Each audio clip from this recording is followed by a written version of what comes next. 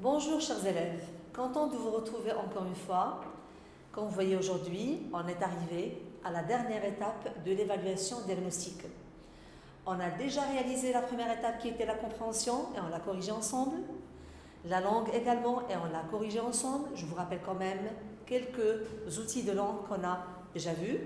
On a vu la nominalisation, la pronominalisation, le discours indirect, un peu de lexique. Bon, on a vu un peu de tout. Bref. Alors aujourd'hui, on arrive à la production écrite. Alors, je vous rappelle le support qu'on avait adopté. C'est un extrait de la pièce de théâtre d'Eugène Labiche intitulée « Le voyage de Monsieur Perrichon ». Je propose qu'on relise le texte. Alors, je vous invite à relire le sujet en production écrite. C'était rédiger une suite à la scène proposée en lecture en y insérant quelques indications scéniques. Alors, je vais relire la scène de théâtre qu'on avait déjà étudiée et qui était l'objet de notre évaluation aujourd'hui. Ils entrent par la droite. Perrichon, par ici, ne nous quittons pas, nous ne pourrions plus nous retrouver. Où sont nos bagages? Regardons à la cantonade. Ah, très bien. Qui est-ce qui a les parapluies? Henriette. Moi, papa. Perrichon. Et le sac de nuit? Et les manteaux? Madame Perrichon. Les voici. Perrichon. Et mon panama? Il est resté dans le fiacre. Faisons un mouvement pour sortir et s'arrêtons. Ah non, je l'ai à la main. Dieu que j'ai chaud. Madame Perrichon. C'est ta faute. Tu nous presses. Tu nous bouscules. Je n'ai pas voyagé comme ça. Perrichon, c'est le départ qui est laborieux. Une fois que nous serons casés, restez là. Je vais prendre les billets. Donnons son chapeau à Henriette. Tiens, garde-moi mon panama. Au guichet, 3 premières pour Lyon. L'employé brusquement. Ce n'est pas ouvert. Dans un quart d'heure. Perrichon à l'employé. Ah, pardon. C'est la première fois que je voyage. Revenons vers sa femme. Nous sommes en avance. Madame Perrichon, là, quand je disais que nous avions le temps, tu ne nous as pas laissé déjeuner. Alors, je propose ici quelques questions de compréhension pour vous rafraîchir un petit peu la mémoire. Quels sont les personnages de la scène? Les personnages sont Monsieur Perrichon, sa femme et leur fille Henriette. Où se trouvent-ils? Bien sûr, ils sont à la gare ferroviaire. Pourquoi se trouvent-ils dans ce lieu-là? Ils sont là, bien sûr, parce qu'ils partent en voyage. Dans quel état était Monsieur Perrichon et pourquoi? Monsieur Perrichon était perturbé, stressé, voire affolé, car c'est la première fois qu'il part en voyage. Quel reproche lui a adressé sa femme? Sa femme lui reproche de ne lui avoir pas laissé le temps de déjeuner tranquillement. Alors, à titre indicatif, je vous propose ici quelques éléments qui vous serviront dans la rédaction de la suite de votre production. Madame Perrichon exige de déjeuner sur place avant le départ. Refus catégorique de Monsieur Perrichon, puisqu'il est radin, il est avare. Henriette, leur fille, intervient pour convaincre son père de leur payer un repas sur place.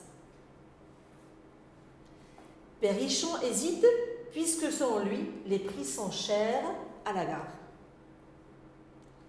Madame Perrichon est en colère et exige de manger sur place quand même. Perrichon obéit pour éviter un scandale devant tout le monde. La femme et sa fille vont au restaurant alors que Perrichon préfère attendre la réouverture du guichet. Le train arrive finalement à l'heure. La famille Perrichon s'embarque. Alors je rappelle que ces indications-là sont à titre indicatif. Vous pouvez bien sûr choisir d'autres selon le scénario que vous adoptez vous-même. Alors comme vous voyez, la structure du dialogue obéit à la succession chronologique des événements. Donc, regardez ce que j'ai écrit ici. Madame Perrichon exige de déjeuner avant le départ. Le refus de Monsieur Perrichon. Intervention de leur fille Henriette. Acceptation de Perrichon pour éviter un scandale. Perrichon reste près du guichet au moment où sa femme et sa fille vont au restaurant pour déjeuner.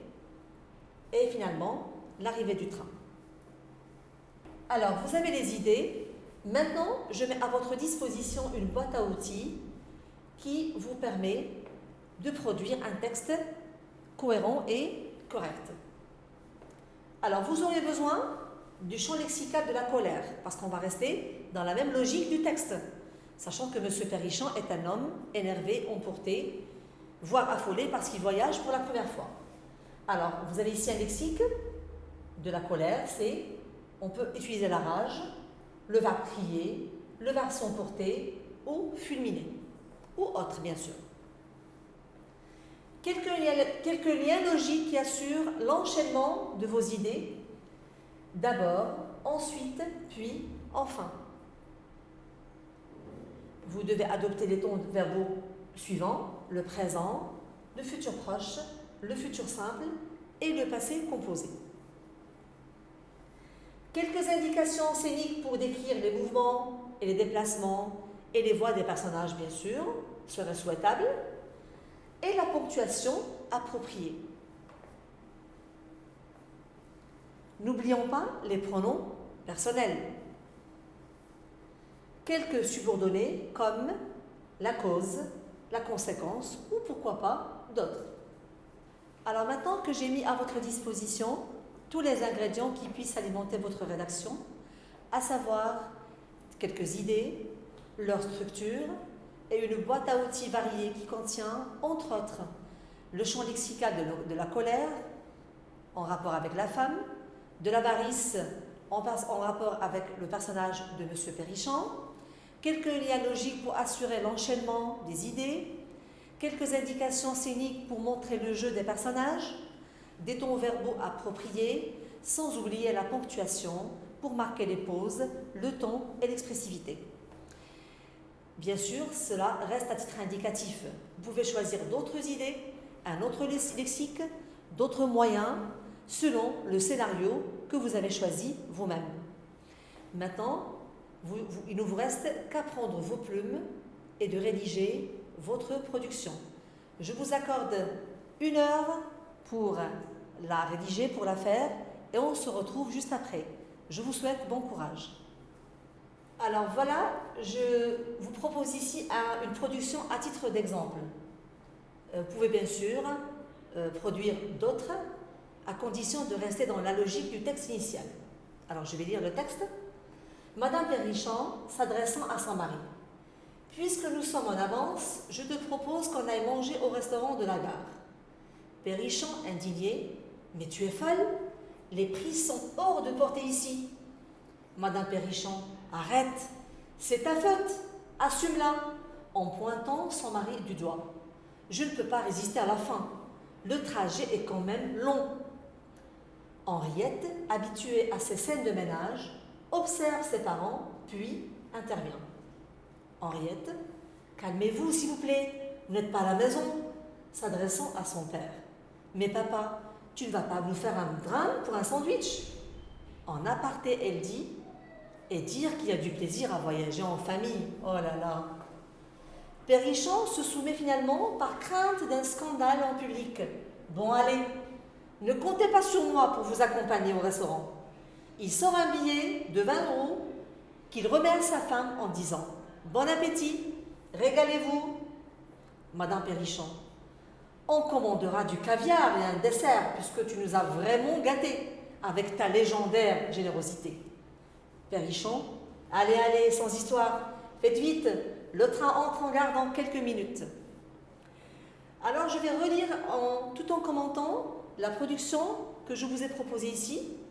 Regardez là, j'ai inséré juste après le personnage de Madame Perrichon une indication scénique qui dit qu'elle s'adresse à son mari. Pourquoi? Parce que c'est lui le chef de famille, c'est lui qui tient le budget. Alors ici, elle a utilisé une expression de cause pour justifier ses dires. Alors elle dit, puisque nous sommes en avance, je te propose qu'on aille manger au restaurant de la gare. Alors Perrichon, regardez l'indication scénique que j'ai mise juste après le personnage de Perrichon, il est indigné. C'est normal parce que c'est un personnage radin, il est avare. Comment il répond? Qu'est-ce qu'il dit? Mais tu es folle, les prix sont hors de portée ici. Et j'ai marqué son indignation et sa colère avec les points d'exclamation. Madame Perrichon, arrête, c'est ta faute, assume-la. Regardez là, vous avez ici également beaucoup de points d'exclamation qui traduisent la colère de la femme. Et elle accuse en le pointant du doigt parce que c'est lui qui ne l'a pas laissé à la maison manger tranquillement. Alors elle dit, je ne peux pas résister à la faim, le trajet est quand même long, jusqu'à Lyon. Henriette essaie de calmer ses parents, même si elle est habituée à ces scènes de ménage. Alors elle s'adresse à son père, parce que c'est son père qui refuse de payer le repas. Qu'est-ce qu'il lui dit? Mais papa, tu ne vas pas nous faire un drame pour un sandwich. Et en aparté, comme ça, tout seul, qu'est-ce qu'il dit? Et dire qu'il y a du plaisir à voyager en famille. Oh là là, donc elle voit que voyager avec une famille qui est avare ne vaut pas du tout la peine. Perrichon, de crainte de se faire remarquer dans le hall de gare et d'attirer l'attention des autres, il se soumet finalement, et l'indication scénique que j'ai mise juste après le personnage le montre. Qu'est-ce qu'il a leur dit? Bon, allez, ne comptez pas sur moi pour vous accompagner au restaurant. Et là, j'ai utilisé deux verbes à l'impératif, le verbe aller et le verbe ne pas compter. Et il sort un billet de 20 € de sa poche qu'il remet à sa femme en disant « Bon appétit, régalez-vous », sachant que ce billet-là ne peut pas leur offrir ce qu'elle désirait. Madame Perrichon, là, elle se moque de son mari. Là, c'est une phrase qui a un timbre ou une empreinte moqueuse. On commandera du caviar et un dessert puisque tu nous as vraiment gâtés avec ta légendaire générosité, sachant que 20 € ne peuvent pas leur acheter le caviar et d'autres choses à côté. Je ne sais pas, un dessert peut-être. Perrichon, allez, sans histoire, faites vite, le train entre en gare dans quelques minutes. Alors, comme vous remarquez ici, il y a beaucoup de verbes conjugués à l'impératif et c'est normal parce qu'il y a des ordres donnés par-ci, par-là, de la part de la femme et de la part du mari. Alors on arrive au terme de cette évaluation diagnostique. Certainement, il y a des choses à revoir pour bien attaquer les contenus de la 5e période. Alors, d'ici là, on se donne rendez-vous la semaine prochaine pour passer à la remédiation et à la régulation. Je vous dis alors bon courage, bonne journée et à la prochaine.